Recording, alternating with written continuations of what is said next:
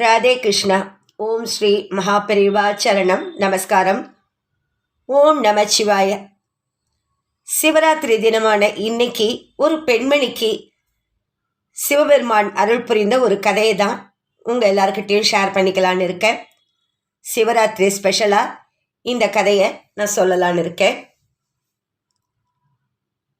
இது கதை கிடையாது, நிஜமாவே நடந்த ஒரு விஷயம். ஒரு 200-300 வருஷங்களுக்கு முன்னாடி நடந்ததுன்னு சொல்லப்படுறது.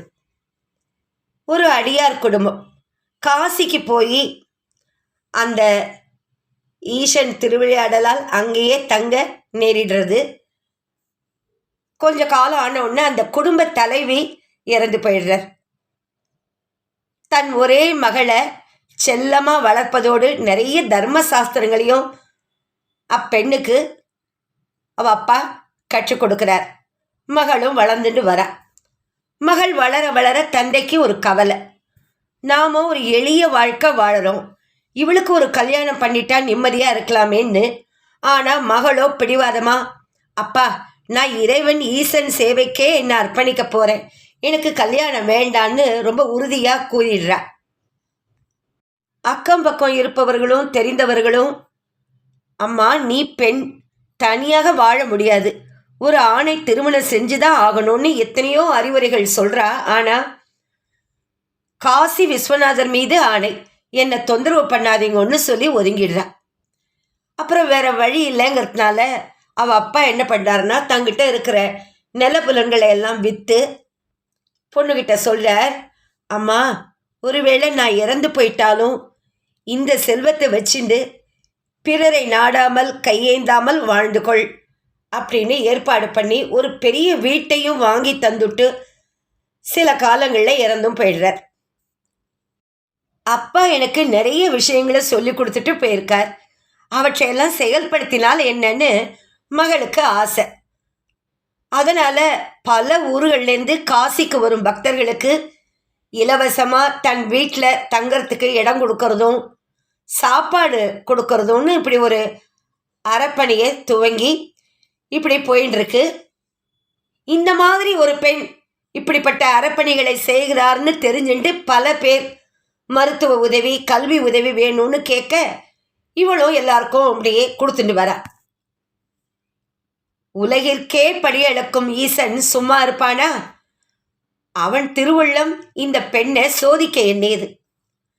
அந்த காசி மாநகரம் முழுவதும் இவள் புகழ் பரவத் தொடங்கியது.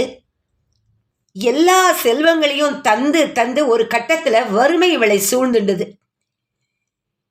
அப்படி இருந்தும் நிறைய பேர் உதவிகள் கேட்க கேட்க வேற வழி இல்லாம அக்கம் பக்கம் இருக்கிற வாழ்க்கையெல்லாம் சின்ன சின்ன தொகையா கடன் வாங்கி தர்மத்தை விடாம செஞ்சுட்டு இருக்கா.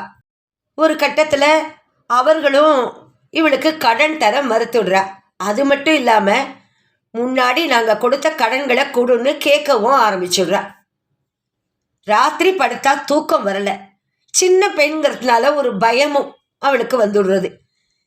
இந்த வேதனையோடு அப்படியே காசி விஸ்வநாதரை வணங்கி, எந்த ஜென்மத்தில் நான் செஞ்ச பாவமோ இப்படி கடனா என்னை இடர்படுத்துறது, இறைவா நான் செய்தது சரியோ தவறோ தெரியல, ஆனா தர்மம் செய்யணுங்கிற ஆர்வத்தோடு நான் இருந்ததுனால என் சக்திக்கு மீறி தர்மம் செஞ்சுட்டேன், ஊரை சுற்றி கடன் வாங்கிட்டேன், எல்லாரும் கடனை திரும்ப கேட்குறாங்க, என்னால் கொடுக்க முடியல, அவர்கள் கேட்பது தவறுன்னு நான் சொல்லலை, அந்த கடன்களை திருப்பி கொடுக்கும் சக்தியை கொடுன்னு தான் கேட்குறேன் அப்படின்னு மனம் உருகி சிவபெருமானை வணங்கி வேண்டுகிறாள். ஒரு நாள் ஒரு பழுத்த மகான் இவளை தேடி வரார். மகளே கவலையை விடு, இந்த காசி மாநகரத்திலே மிகப்பெரிய தனவான் ஒருவர் இருக்கிறார், அவரை போய் பார், உனக்கு உதவி கிடைக்கும்னு அந்த மகான் சொல்றார். எனக்கு அவரை அறிமுகம் இல்லை, நான் போய் கேட்டால் தருவாரா இல்லை மறுத்துடுவாரான்னு ஒரு பயம் இவளுக்கு உண்டாருது. ஆனாலும் அந்த மகான் சொல்லிதால் அன்னைக்கு சாயங்காலமே அந்த செல்வந்தர் வீட்டுக்கு போறா.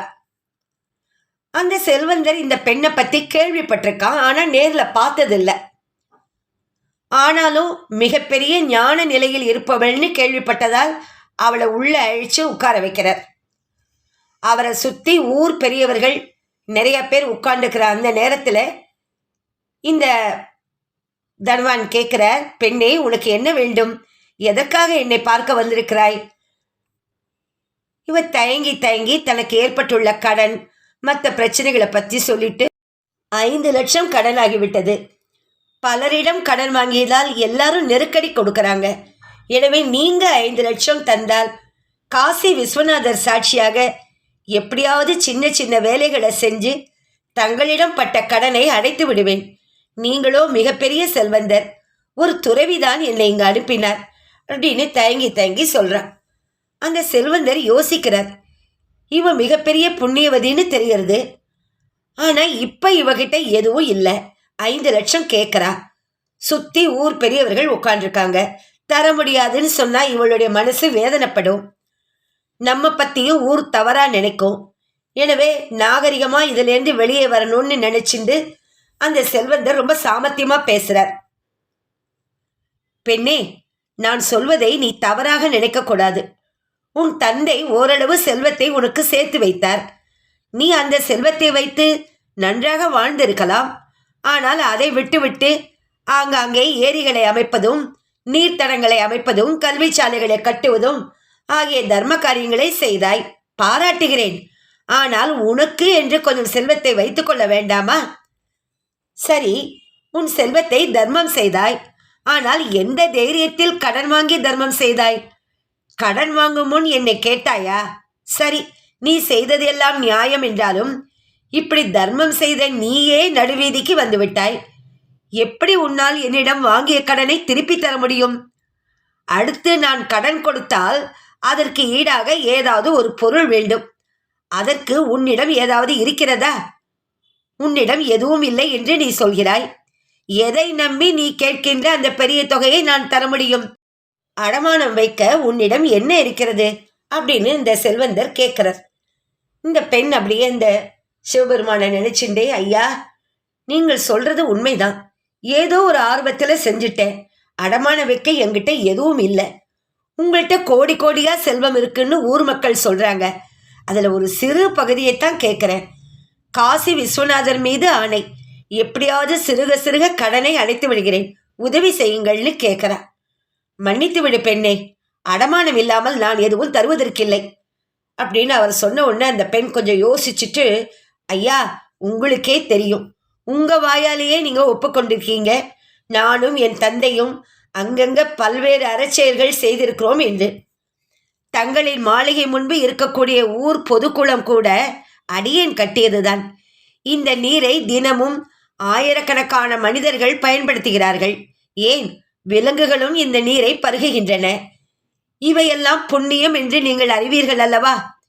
என்றாலும் இந்த பொது குளத்தை எதையும் எண்ணி அடியேன் அமைக்கவில்லை. இருப்பினும் எனக்கு உடன்பாடில்லை என்றாலும் நீங்கள் கேட்பதால் சொல்கிறேன். இந்த திருக்குளத்திலே நாளை காலை சூரிய உதயத்திலிருந்து யாரெல்லாம் நீர் பருகுகிறார்களோ அதனால் அடியேனுக்கு வரக்கூடிய புண்ணிய பலன் முழுவதையும் உங்களிடம் அடகு வைக்கிறேன். 5 லட்சத்திற்கு உண்டான அசல் வட்டிக்கு சமமான புண்ணியம் எப்போ உங்ககிட்ட வந்து சேர்றதோ அப்ப அடியேன் தங்களிடம் பட்ட கடன் தீர்ந்ததாக வைத்துக் கொள்ளலாமா? அல்லது அதனையும் தாண்டி நான் தர வேண்டுமென்றாலும் தருகிறேன் அப்படின்னு இவ கேட்ட உடனே அந்த செல்வந்தர் சிரிச்சுண்டே, பெண்ணே, ஏதாவது ஒரு பொருளைத்தான் அடமானம் வைக்க முடியும், பாவ புண்ணியங்களை அல்ல. ஒரு பேச்சுக்கு நீ சொன்னபடி நீரை பருகுவதால் ஏற்படும் புண்ணியம் என் கணக்குக்கு வருவதாக வைத்து கொண்டாலும் புண்ணியம் அரூபமானது, கண்ணுக்கு தெரியாதது. உன் கணக்கில் இருந்து புண்ணியம் என் கணக்கிற்கு வந்துவிட்டது என்பதை நான் எப்படி தெரிந்து கொள்வது அப்படின்னு கேட்கிறார். ஐயா, அது மிக சுலபம். கட்டாயம் நீங்கள் புரிந்து கொள்ளும்படியான ஒரு ஏற்பாட்டை செய்கிறேன், என்னுடன் வாருங்கள் அப்படின்னு சொல்லிட்டு அந்த செல்வந்தரின் வீட்டிற்கு எதிரில் உள்ள குளக்கரைக்கு அழைச்சிட்டு போறார். அங்க அந்த குளக்கரையில கருங்கல்லால் ஆன சிவலிங்கத்தை காட்டி, எம்பிரானே, அடியேன் செய்த அறக்காரியங்களை சொல்லி காட்டக்கூடாது. இருந்தாலும் கடனிலிருந்து தப்பிக்க இந்த அபவாதத்தை செய்கிறேன். ஈசனே, இந்த திருக்குளத்தின் அடியில் நீ இருக்க வேண்டும். எப்பொழுது அடியேன் கணக்கில் இருந்து அசலும் வட்டியுமான புண்ணியம் இந்த செல்வந்தரின் கணக்கிற்கு சென்று சேருகிறதோ அப்பொழுது நீங்கள் மேலே வந்து மிதக்க வேண்டும். ஈஸ்வரா என்று கூறி பல முறை பஞ்சாட்சரம் சொல்லி வணங்கி அடியாட்களின் துணை கொண்டு அந்த சிவலிங்கத்தை கஷ்டப்பட்டு தூக்கி அந்த திருக்குளத்தின் நடுவே வைக்கிறார். சிவலிங்கம் அந்த தண்ணி கடியில் போய் அப்படியே உட்காந்துடுத்து தண்ணி கடியில் அமர்ந்து விட்டது. அப்புறம் அந்த செல்வந்தரை பார்த்து, ஐயா, நீரின் உள்ளே இருப்பது வெறும் கல் என்று நினைக்காதீர்கள். சாக்ஷாத் சிவபெருமான் தான் உள்ளே இருக்கிறார். நாளை காலை சூரிய உதயத்தில் 6 மணியிலிருந்து கணக்கு வைத்துக் கொள்ளுங்கள். யாரெல்லாம் நீரை பயன்படுத்துவார்களோ எத்தனை காலம் ஆகுமோ எனக்கு தெரியாது. ஆனால் எப்பொழுது அடியேன் கணக்கிலிருந்து தங்கள் கடன் தொகைக்கு சமமான புண்ணியம் வந்து சேருகிறதோ அப்பொழுதே இந்த சிவலிங்கம் மேலே வந்து மிதக்கும் அப்படின்னு சொல்ற. செல்வந்தரோ சிரிச்சுண்டே, அம்மா, சற்று முன் நீ சொன்னபடி புண்ணியத்தை அடகு வைப்பதை கூட என்னால் ஏற்றுக்கொள்ள முடியும். ஆனால் கருங்கல் மிதக்கும் என்பது சாத்தியமில்லையே. இதை எப்படி நான் நம்புவது? யாராவது கேட்டால் கூட சிரிப்பார்களே அப்படிங்கிறார் கிண்டலாக. அந்த இளம் பெண்ணோ, இல்லை, நம்புங்கள், சிவபெருமான் மீது ஆணை, கட்டாயம் சிவலிங்கம் மிதக்கும். இதை கல் என்று பார்க்காதீர்கள், பகவான் என்று பாருங்கள் அப்படின்னு அந்த பெண் ரொம்ப உறுதியா சொல்றா. செல்வந்தர் யோசிக்கிறார். இவ்வளோ புண்ணியவதி, நம்ம சுத்தி ஊர் மக்கள் வேற இருக்கா. வாதம் செய்து பணம் தரமாட்டேன்னு சொன்னா நம்முடைய புகழுக்கு களங்கம் வந்துடும். மேலும் இவள் கேட்பது மிகச்சிறிய தொகை. அது மட்டும் இல்லாமல் இவள் கூறுவது மெய்யா பொய்யாங்கிறத சோதிக்க நமக்கு இது ஒரு நல்ல தருணம். ஒருவேளை சிவலிங்கம் மிதந்தால் இவள் புண்ணியவதிங்கிறத நானும் ஊரும் உணர வாய்ப்பு கிடைக்கும். மாறாக நடந்தால் இவள் செய்வது வீண் வேலை என்பதை நிரூபிக்க ஏதுவாக இருக்கும்னு நினைச்சிட்டு அவள் கேட்ட தொகையை கொடுக்கிறார். அதை வாங்கிட்டு வீட்டுக்கு போய் யார் யாருக்கு கொடுக்கணுமோ எல்லாத்தையும் திருப்பி கொடுத்துட்டு, இறைவா, உன்னை நம்பித்தான் இந்த பெரும் தொகையை கடனாக வாங்கியிருக்கிறேன், என்னை கைவிட்டு விடாதேன்னு வேண்டிண்டு நிம்மதியா சிவனை நினைச்சிட்டு ராத்திரி படுத்துக்க போறா. இங்கே இந்த பணக்காரரோ, ஐயோ அவசரப்பட்டுட்டோமோ, ஏமாந்து பெரிய தொகையை கொடுத்துட்டோமோன்னு தூக்கம் வராம எப்படா பொழுது விடியும்னு பார்த்துட்டு இருக்க. விடிந்தவுடன் சில வேலையாட்களை கூப்பிட்டு, நீங்க குளக்கரையில அங்கங்க உட்கார்ந்துட்டு கையில ஒரு ஏடும் எழுத்தாணியும் வைத்துக்கொண்டு ஒரு தினம் எத்தனை பேர் நீர் அருந்துகிறார்கள், எத்தனை பேர் நீரை எடுத்து செல்கிறார்கள், மறுகரையில் எத்தனை விலங்குகள் நீரை பருகுகின்றன, இதை குறித்து கொண்டே வாருங்கள். எத்தனை காலம் ஆகும் என்று தெரியவில்லை, ஆனால் தினமும் நீங்கள் கணக்கெடுக்க வேண்டும் அப்படின்னு ஏற்பாடு பண்ணிட்டு அன்னைக்கு விடிந்ததும் வீட்டின் மேல் விதானத்தில் உட்கார்ந்துட்டு குளக்கரையை பார்வையிட துவங்குகிறார். விடிந்து காலை மணி 6 ஆறுது. காசி விஸ்வநாதர் கோவிலுக்கு சொந்தமான ஒரு காளை குளத்து நீரை அருந்திவிட்டு மறுபக்கம் செல்கிறது. அவ்வளவுதான். குபு குபுவென தூப தீப சாம்பிராணி குங்கும சந்தன மனத்தோடு மேள தாளத்தோடு உடுக்கை ஒலிக்க எம்பெருமான் சிவலிங்கம் மேலே வந்து மிதக்கிறார். அவ்வளவுதான். அந்த செல்வந்தருக்கு உடம்பெல்லாம் நடுங்கி நிலை குலைந்து தரையில் அமர்ந்து விட்டார்.